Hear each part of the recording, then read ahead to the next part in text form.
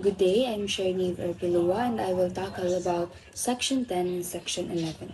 Let us first talk about Section 10, which is Law on Speedy Trial, not a bar for provision on speedy trial in the Constitution.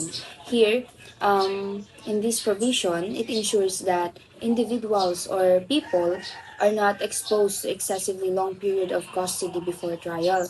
Yet, the law on speedy trial, while aiming for quick justice, it is not intended to replace this constitutional obligation. In summary, while the set of processes for accelerating trials, it cannot bypass or weaken the constitutional right to a timely trial as guaranteed by the Constitution. The next section is Section 10, Order of Trial. The trial shall proceed in the following order. First, we have the prosecution shall present evidence to prove the charge, and in the proper case, the civil liability. So here, it states specifically that in this particular instance, the prosecution has to provide proof in order to prove the defendant's charges. If relevant, they have to provide proof of civil culpability. This implies that they must establish the defendant's criminal misconduct as well as any associated civil liability. The second one, the accused may present evidence to prove his defense and damages, if any, arising from the issuance of a provisional remedy in the case. Here, it specifies that the person charged has the chance to introduce evidence in favor of their defense following the prosecution's presentation of its case. If appropriate, the accused may additionally provide proof of any losses brought by the case's provisional remedies issuing. This guarantees equal opportunity for each side to submit their claims and as well as the supporting documentation. For the third one, the prosecution and the defense may, in that order, present rebuttal and surrebuttal evidence unless the court, in furtherance of justice, permits them to present additional evidence bearing upon the main issue. Here, after both the prosecution and defense present their initial evidence, they may in order to present rebuttal and surrebuttal evidence to encounter each other's arguments. However, if the court seems or deems it necessary in the interest of justice, it may allow both parties to present additional evidence related to the main issue of the case. This provision ensures fairness and thoroughness in the presentation of evidence during this trial or during the trial. The next one, upon admission of the evidence of the parties, the case shall be deemed or submitted for decision unless the court directs them to argue orally or to submit written memoranda. Here, the matter can be considered ready for the court to decide upon after both parties have finished presenting their evidence. And before reaching a decision, the court may choose to obtain written memoranda or hear oral arguments from the parties. And this enables more elaboration or focus on the important details prior to the court's decision. The last one, when the accused admits the act or omission charge in the complaint or information but interposes a lawful defense, the order of trial may be modified. Here, it also offers adjustability under the specific conditions. The customary trial sequence may be changed if the defendant acknowledges doing the act or failing to act as stated in the information or complaint but raises a valid defense. This change makes it possible to offer arguments and facts in certain situations in a more effective and customized way.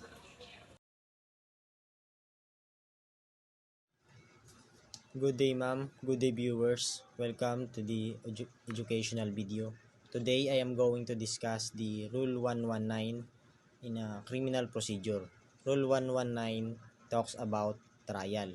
And now I am going to discuss the Section 10 and Section 11. Section 10 emphasizes the law on speedy trial, and Section 11 talks about order of trial. I am not going to read the paragraph to save up some time. I'm just going to directly explain the Section 10 and Section 11. Section 10, in simple terms, this statement means that even if there are laws or rules such as Republic Act 8493 about having a speedy trial, they can stop someone from claiming the right to speedy trial as guaranteed by the Constitution. If there are if there are an existing laws or rules about having a speedy trial, it does not override the right of an accused or the defendant or someone from claiming their right on speedy trial, because the Constitution is the highest law above all, and the the existing laws and rules cannot override the Constitution. And that's all about the Section 10 about law on speedy trial. Now I am going directly to Section 11.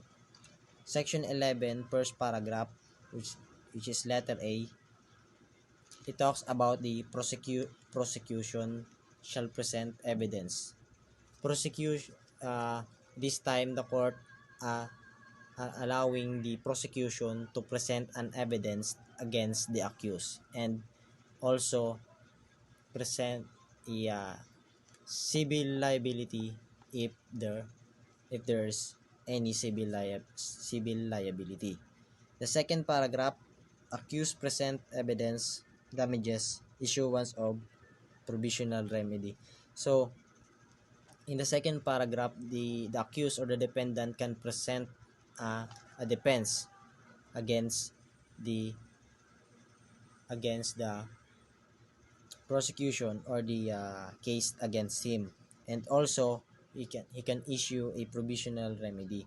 Provisional remedy talks about the because if someone is in a trial, if the defense is in a trial, of course he or she is restricted on the things that he or she can do, and he can present a provisional remedy or damages.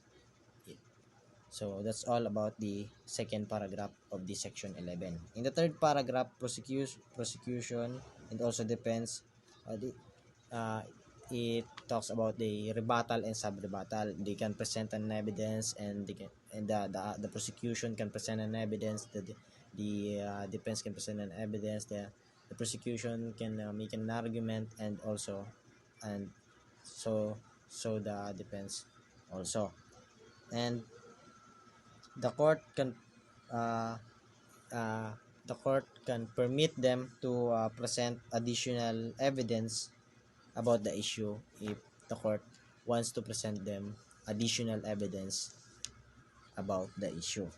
And the fourth paragraph, admission of evidence, decision of the court. So if all the evidence has been admitted, it is and it is the time for the court to present a judgment or a decision. And also, if the court are not satisfied, they can uh, they can tell the prosecution and also the defense to present more further arguments and written statements. In the last paragraph, which is letter E, the accused acknowledged the act. It talks about the if the accused or if the defense acknowledge the omission or the act, but it is lawful, or she or he has a lawful defense, the court may adjust into this issue and uh, accommodate the defense. So that's all That's all about the section 10 and section 11. To summarize it up, section 10 talks about the law on speedy trial, which the rights of a person or the defense against the in a violation of a speedy trial, and the Constitution is the highest uh, law, and the rules and laws cannot override the Constitution. And section 11, it talks about the order of the trial from the beginning to an end, from the prosecution to present the evidences, and the defense to present the uh, defense and also the decision of the court. And if the defense acknowledge the act, but present a defense or lawful defense, the court may uh, accommodate that defense. That's all. I hope you understand my discussion. I hope you get my point, and I hope you learn something.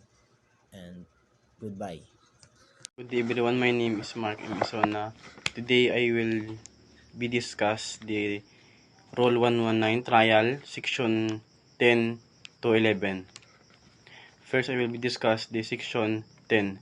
Law of Speedy Trial not a bar to provision on speedy trial in the Constitution.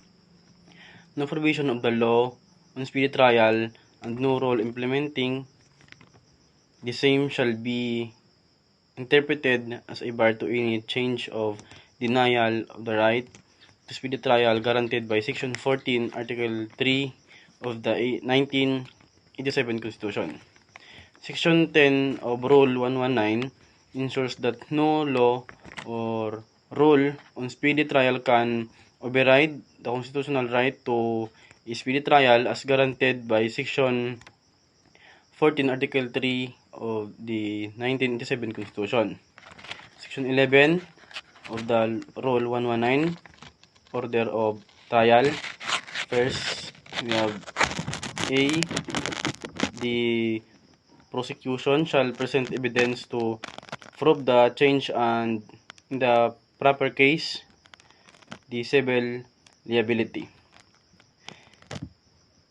In letter A, it says that it requires the prosecution to present evidence to support the criminal charge against the defendant and when relevant any associated civil liabilities during the trial.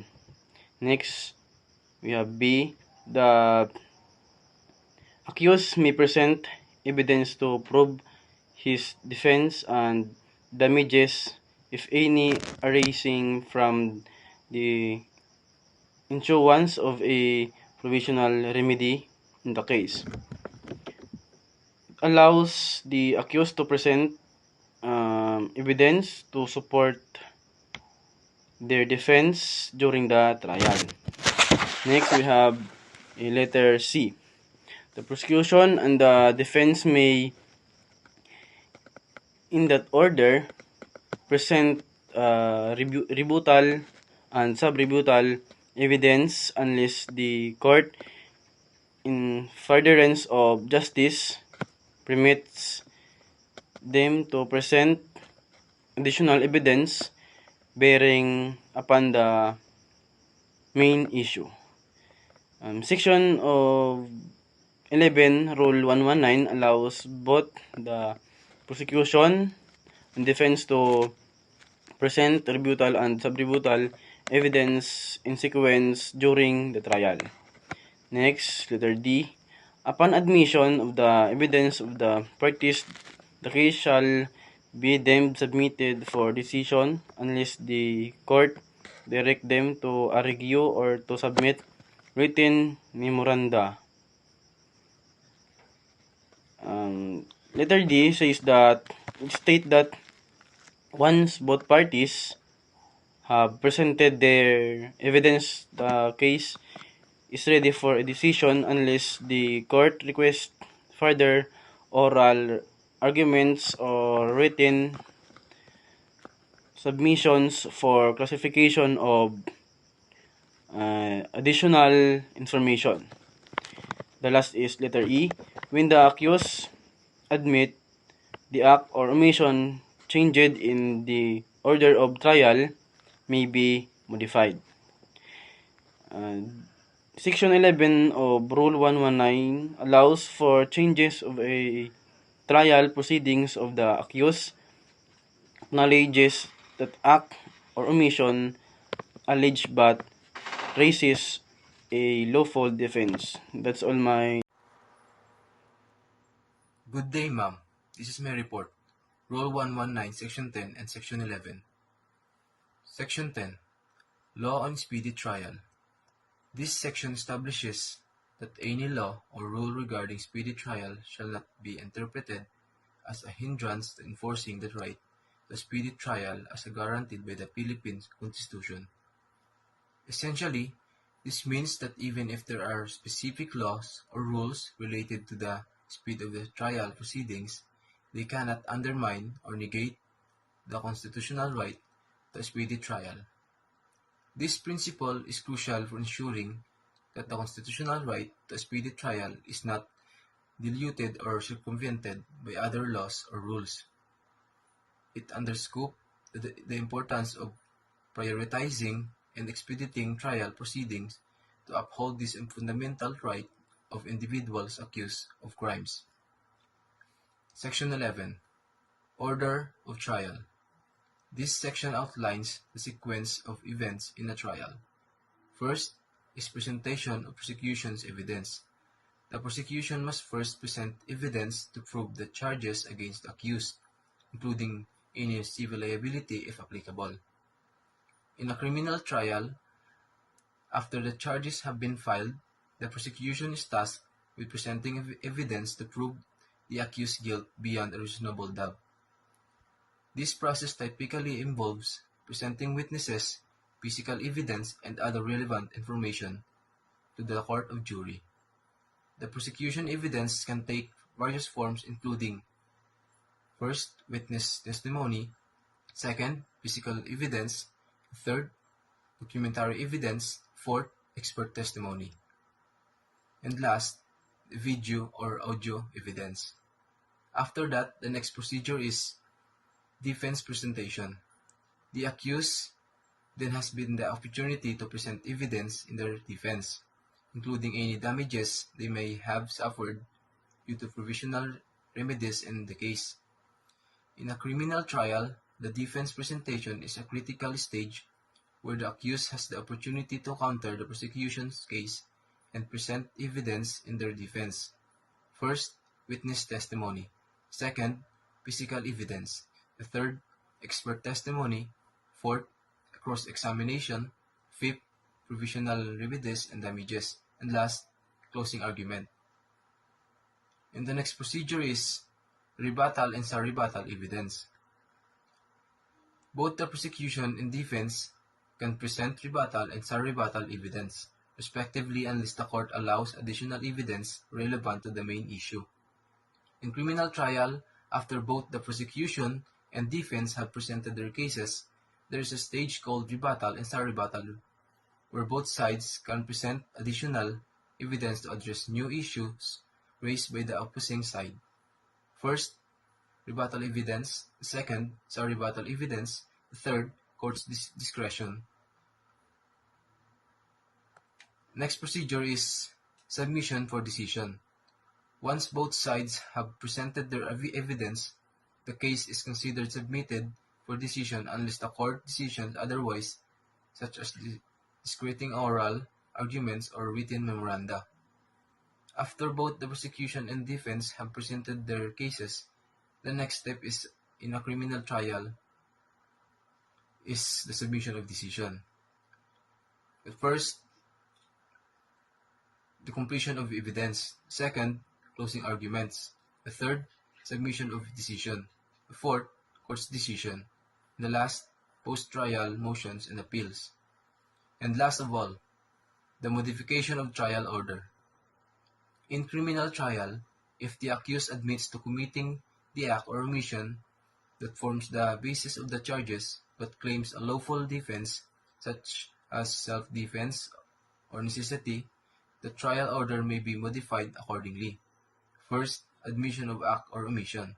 Second, lawful defense. Third, adjustment of trial order. Fourth, presentation of defense evidence. And last, court's decision. Each stage plays a crucial role in ensuring a fair and thorough examination of the evidence and arguments presented by both sides.